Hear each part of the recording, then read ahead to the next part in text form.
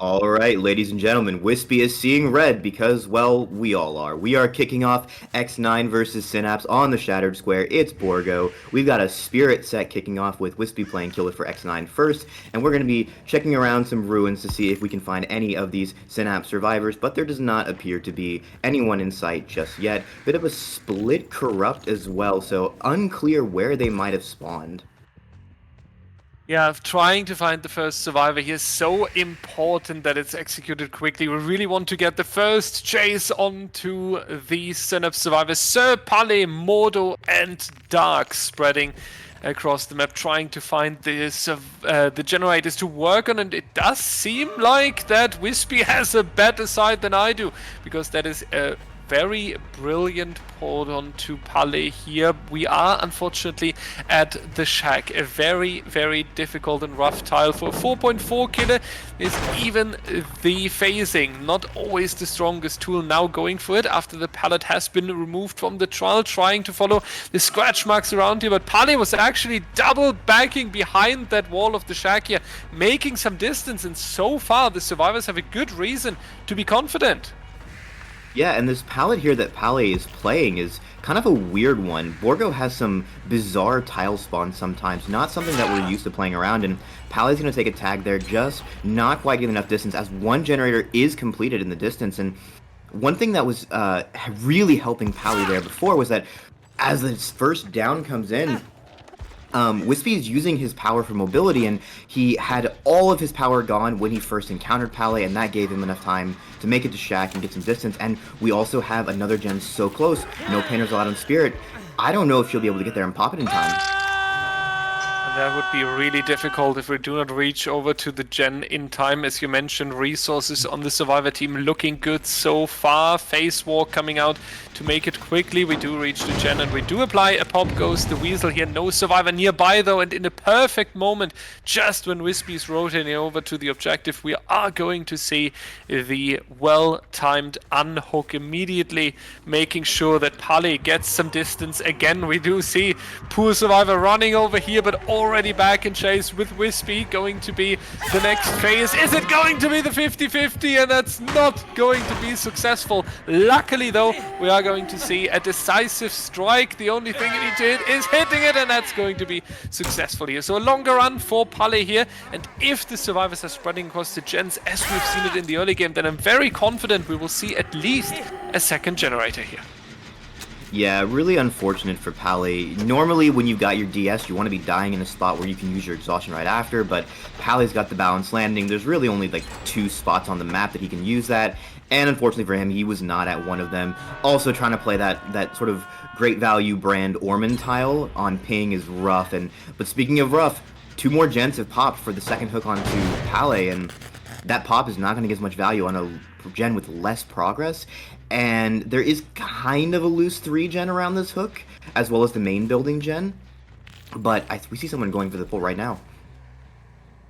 Yeah, this is really rough. 2 generators as a punishment for the rehook of Pale is really, really well played by Synapse here, and they are going for it once again. Will be interesting now to see if Wispy is still moving forward with the plan of tunneling Pale out, or if he's going to switch over to get stages across the board. But it does seem like we receive our answer here, going to try and find Pale again, and he's able to confuse the killer a little bit, but not enough to get away. That's going to be a quick down. DS has been removed, and as we only allow 1 perk each across the team and no duplicates, that's going to be no chance for anything dangerous anymore. That's going to be the quick elimination right there. Synapse cut down to 3 survivors, 2 generators remaining. We do see 2 survivors changing their position at the moment, so only one of them potentially working on the generators so far. If Wispy gets a quick down from here onwards, he might still be in a somewhat good position. Yes, Sir is probably going to take a tag here, yeah, but he's got overcome, and all he really has to do now is just go as far away to this side of the map as he can, and that's why Wispy's not committing. Main building gen will pop, but that's not one of the 3 core gens that Wispy's trying to defend. In an S tier set like this, usually you just want to use your exhaustion so that when you take that first hit, you just die in the right spot. And because Sir was doing that, Wispy just is not going to commit to it. And now it's like Wispy is trying to go for Dark, who just popped main gen, but not quite seeing where she went. They have to pop one of these 3 other gens, and it's an interesting decision, sorry, from Wispy to not bring Noed. This is the one S tier killer that can actually get value out of this perk, so I wonder if this is a confidence play to know that, well, I don't need this perk, or if the value on the perk like Agitation to get these death spots harder to achieve is what Wispy's going for. But we found 2 survivors on the reset. They're all healthy at least. Yeah, I really like that you're touching on the perks there, because have to agree, no one escapes death in this current position where the survivors only have 1 more generator might make you feel a little bit better here. Also gotta mention that with the sloppy and pop goes the weasel, we really meant to expect a very chase-orientated gameplay that is spreading the pressure across multiple survivors, and so far Wispy has unfortunately not been able to execute that. We haven't seen so much value out of the pop yet, same for the sloppy butcher. They have went for 1 or 2 resets across the board here, but it was really not a situation where the perks have really punished them. So gotta see how this is going to move on, especially with that 60% generator that we already have in the corner of the shattered square here. Wispy unfortunately moving to the other generator, going to find a survivor here, and this might distract them long enough for getting more progress in, but it's going to be a live play right here. Meanwhile, Modo being picked up in the distance as well. If the survivors are able to stay a little bit, unfortunately, Caster Curse, that injury right there onto Dark here. Now will be interesting though, are they going for a reset again? Do they take time? Or are they going to potentially even overcommit a little bit on the final generator? That's good patience from Wispy on that hit. And now, the nice thing about playing a 3v1 as Killer is it's easier to track where everyone can be. So, although Unbreakable is in play, there's going to be a heads up here that, well, okay, Kate was working on this gen, probably Ace was picking up the Nancy, so Wispy knows, okay, if I want to try and find that reset, I can do that. If I want to try and pressure Kate some more, I can do that, because I don't have to worry about that 4th survivor. But they were just doubling the other gen this whole time. They're going to pop the last gen.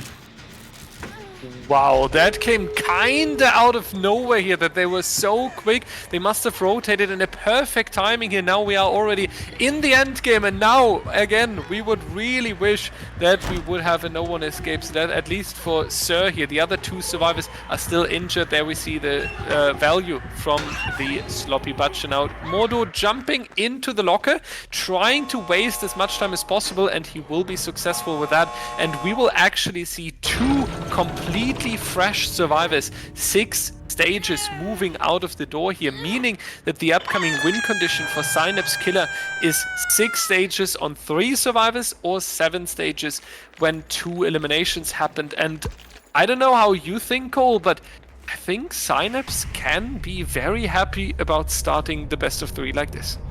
Oh yeah, I think that's a very achievable win con, especially if there's an endgame perk in play. I really feel like maybe Wispy didn't have the timing quite right, but I feel like he could have picked Nancy when he slugged earlier and used Agitation to carry her deeper into the middle of the map since he already wants to go that way, and maybe that would have secured maybe a 7-stage game or something like that, but we'll have to see what the killer for Synapse, I'm assuming it'll be Yokat, will do. It will be Yokat for sure. That he's taking the responsibility for Synapse, I think, in every single killer, in every single round, in every single map. So he's really the all-rounder card, I would say, that Synapse is bringing out here. Haven't seen him play Spirit yet, personally, but we are all excited to witness it after the break.